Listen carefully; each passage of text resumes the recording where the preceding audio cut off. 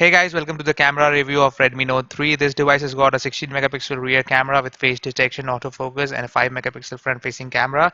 This is the camera interface. You can toggle HDR on off from here. Tap to focus is supported. You can tap to focus as well as adjust the exposure level, flash to on off or auto from here. So this is a very basic and simple user interface for the camera. This is typical MIUI, and you have all your shortcuts here: panorama, timer, manual control, and you have your beauty mode, night mode, scenes, and you can use tilt shift, and you have your fisheye effect, and you can go into the settings from here. You can scan QR codes.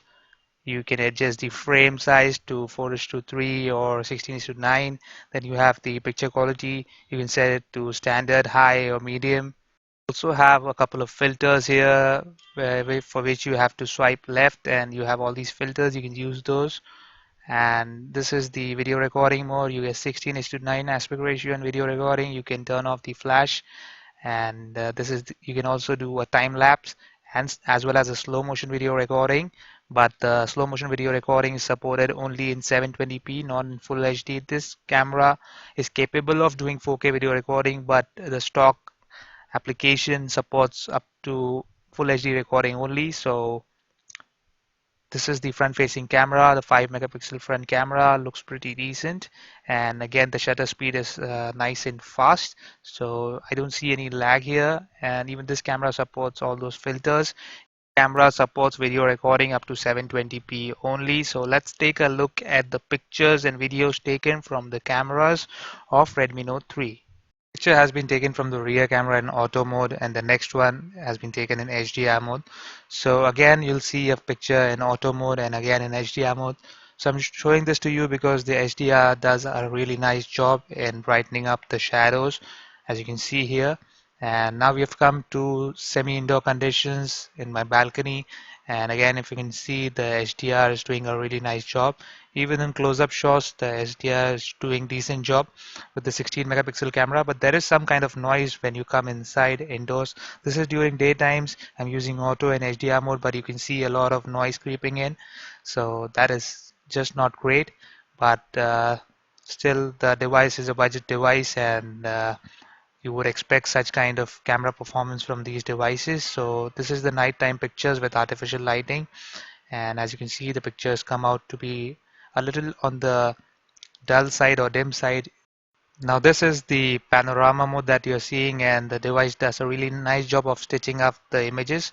So a really nice panorama mode. And this is the fisheye mode, where you get the effect of fisheye lens, and this is a blur effect that is there in the camera, and this is the full HD video recording of the rear camera.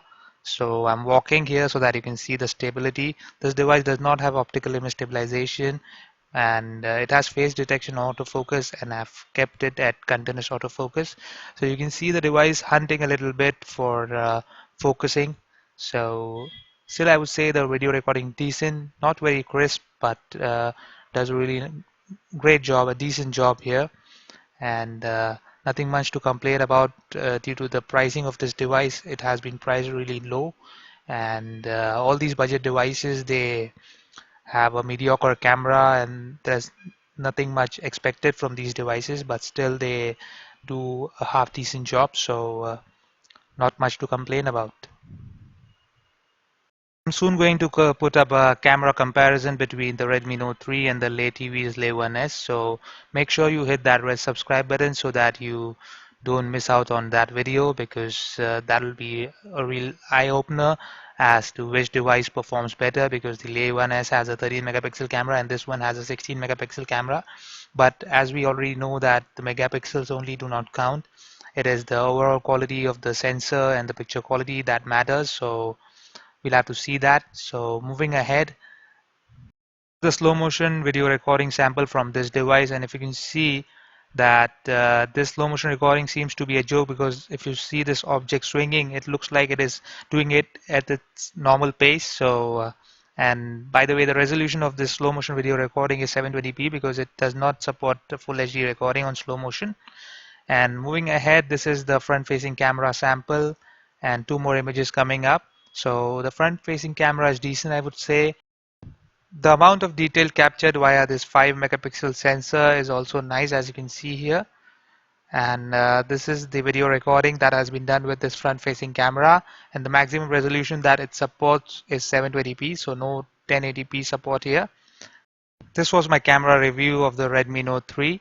Hope you liked it. Thank you so much for watching and hope to see you in my next video.